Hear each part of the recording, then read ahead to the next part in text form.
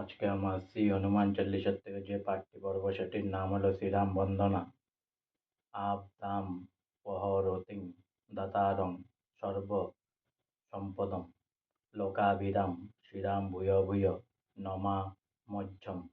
রামায় রামচন্দ্রায় রামভদ্রায় বেদোষে রঘুনাথায় নাথায় সীতায়া পতয়ে নমঃ।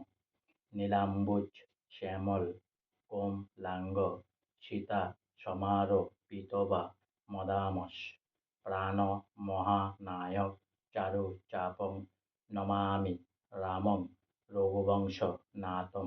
আজকে আমার শ্রী শ্রী হনুমান চল্লিশার শ্রীরাম বন্দনা এখানেই শেষ হলো। তাই অনেক অনেক সাবস্ক্রাইব করুন, অনেক অনেক লাইক করুন আমার চ্যানেলটি, আর সঙ্গে বলুন জয় শ্রীরাম। ভালো থাকেন, আনন্দে থাকেন, সুস্থ থাকেন, আর সবাইকে সবাই হেল্প করতে থাকুন। জয় শ্রীরাম।